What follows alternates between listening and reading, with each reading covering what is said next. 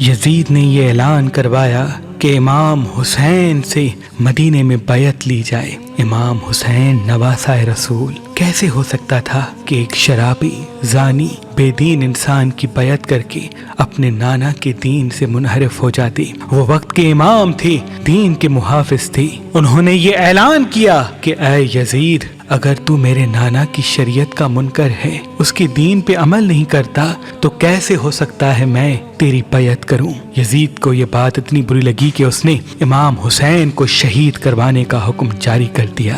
یزید اور ان کے ساتھیوں کی یہی کوشش تھی کہ مدینے میں ہی آل محمد کو قتل کیا جائے۔ امام حسین کو جیسے ہی اس بات کا علم ہوا تو آپ نے اپنے تمام عزیز و اقارب سے کہا، چلو، میں نہیں چاہتا کہ میرا خون ناحق میرے نانا رسول اللہ کے شہر میں بہے، بس آپ اپنے نانا حضرت محمد مصطفیٰ صلی اللہ علیہ وآلہ وسلم کی قبر مبارک پہ آتے ہیں اور رو کے فریاد بلند کرتے ہیں کہ اے نانا، اب تیری امت مجھے تیرے شہر میں رہنے نہیں دیتی۔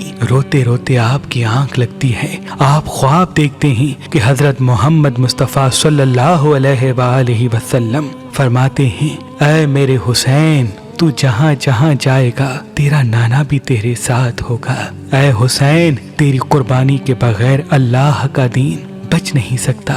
امام حسین خواب سے بیدار ہوتے ہیں، اپنے نانا رسول اللہ کے روضے کو سلام کر کے اپنی ماں سے الوداع کہہ کے تمام بچوں کو، ساتھیوں کو لے کے مدینے سے روانہ ہوتے ہیں۔ تاریخ نے لکھا، امام حسین کی ایک بیٹی جو شبیہ بی بی فاطمہ الزہرا سلام اللہ علیہا تھی، جن کا نام امام حسین نے فاطمہ صغرا رکھا تھا، اس وقت آپ بیمار تھیں اور امام حسین کو یہ علم تھا کہ ان کی شہادت کے بعد ان کی بیٹیوں کو، بہنوں کو آل محمد کی مستورات کو قید کیا جائے گا اور کوفہ و شام کے بازاروں میں پھرایا جائے گا، ان کو پتھر مارے جائیں گے۔ تبھی امام حسین یہ نہیں چاہتے تھے کہ بی بی سیدہ فاطمہ الزہرا سلام اللہ علیہا کی ہم شکل بی بی بھی بازاروں میں آئے۔ بس اپنی بیٹی سے الوداع کہہ کے مکے کی طرف روانہ ہو جاتے ہیں، کیونکہ مکے میں اللہ کا گھر ہے اور مکے کی زمین پوری دنیا کے لیے امن کی زمین ہے۔ امام حسین مکے میں کچھ ماہ گزارتے ہیں۔ یزید کو یہ علم ہوا کہ امام حسین مدینے سے مکہ آ گئے ہیں، تو وہ خوشی سے یہ کہتا ہے کہ یہ تو اور اچھا ہو گیا کہ ہم امام حسین کو کعبۃ اللہ کے طواف کے دوران ہی قتل کریں گے، اس سے ایک تو کعبۃ اللہ کی عزت بھی ختم ہو جائے گی، نعوذ باللہ، اور امام حسین بھی شہید ہو جائیں گے۔ اور اتنے میں مولا حسین کے چاہنے والے جو کوفے میں مقیم تھے، وہ بار بار خط لکھتے رہے کہ اے نواسہ رسول، اب کوفہ رہنے کے قابل نہیں رہا، یزید کے ساتھی سپاہی ہم پہ بار بار ظلم کرتے ہیں، آپ جلد کوفہ آ جائیں۔ ان خطوں میں سے کچھ خط ایسے تھے جن میں یہ تحریر تھا کہ اے حسین، اگر تم آج ہماری نصرت کے لیے نہیں آئے تو ہم روز محشر آپ کے نانا سے آپ کی شکایت کریں گے کہ دین مٹ رہا تھا اور آپ کا بیٹا خاموش تھا۔ بس امام حسین نے اپنے سفیر مسلم بن عقیل کو کوفے کی طرف روانہ کیا اور یہ فرمایا کہ اے مسلم، جا کوفے والوں کے حالات معلوم کر اور اس کے بعد مجھے خط لکھنا، پھر ہم بھی جلد وہیں آ جائیں گے۔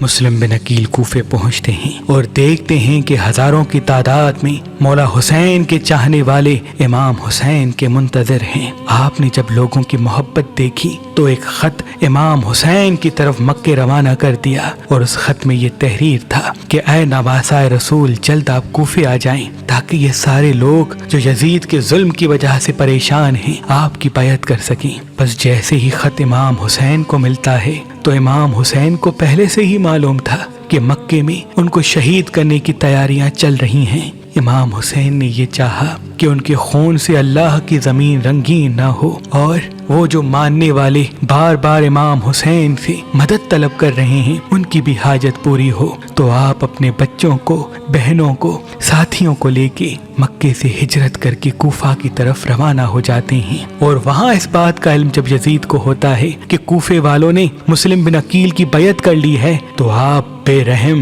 بے دین اور محمد و آل محمد سے نفرت کرنے والے عبید اللہ بن زیاد کو کوفے کا گورنر بناتے ہیں تاکہ وہ آل محمد کے چاہنے والوں پہ ظلم کر سکے، مسلم کی بیعت توڑ سکے۔ بس ابن زیاد کسی کا سر کٹواتا ہے، کسی کو سونے سے خریدتا ہے، کسی پہ ظلم کرتا ہے، کسی کو لالچ دیتا ہے، اور رفتہ رفتہ لوگ حضرت مسلم بن عقیل سے دور ہوتے جاتے ہیں، یہاں تک کہ آپ تنہا رہ جاتے ہیں اور کوفے کی گلیوں میں پھرتے رہتے ہیں اور کہتے رہتے ہیں، اے کوفے والو، تم نے تو مجھے خط لکھ کے بلایا تھا اور آج اپنے اپنے گھروں میں ایسے چھپ کے بیٹھے ہو جیسے تم مجھے جانتے ہی نہیں۔ حضرت مسلم بن عقیل چلتے چلتے ایک گھر کے پاس آتے ہیں اور اس کی دہلیز پہ بیٹھ جاتے ہیں۔